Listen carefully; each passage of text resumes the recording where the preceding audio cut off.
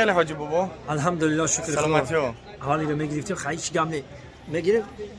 از من خرید کرده خلاص حساب. پنج 300 براتون میمونه. سلام علیکم. سلام توجیه از کجا برسی؟ مالی کجایی؟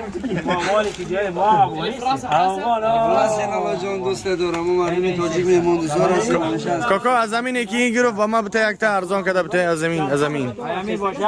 آه حضرت میشوب کو سری من حساب کنم.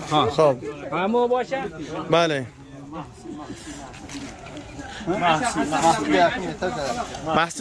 محسی را باید حتمی بگیری.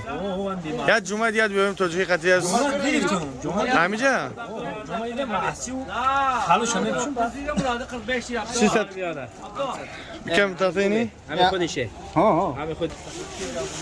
نکم شروع جانم تمام اگه ماشاءالله های من توقع گرفتم. موضوع را انشالله که ترک نیست. ما هم وقت شام ترک نمی‌کردیم میشه. وقتش نمیخونده مردم بسیار مردم فکر میکنن که نمیخونن. حرکت نگان بزای پای خودش کشور میکن گوسپنده پای خودش روزی معاشر دا با ما معلوم میشه. بله مردم به فایده خداوند که هم نماز خوندگی مونو قبول کنه. درگاهش قبول کنه باشه قبول کنه.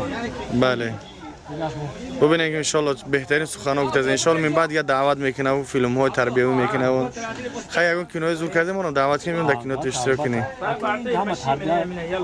همین هر یک کاری ما میکنیم اون رو خوش رو فکر کنیم زیرین کوسا میگن کو همش پالوش تربیتی ایو خاک با انشالله هر انسان هر قبولش میکنه.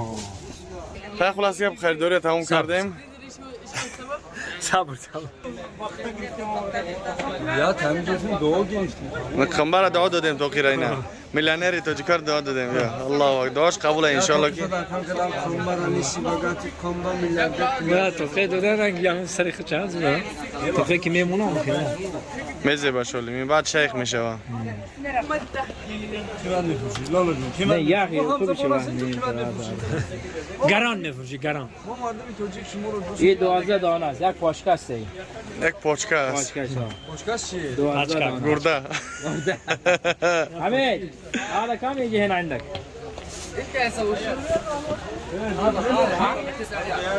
لرزانة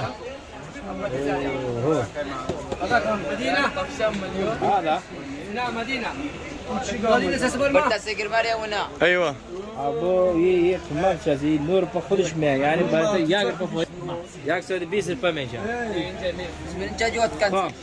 ايام بگیرین 4-5 دانه بتیم. حاجی تمام این رهبره هم چکی چند دانه بتون بیاره 5 دانه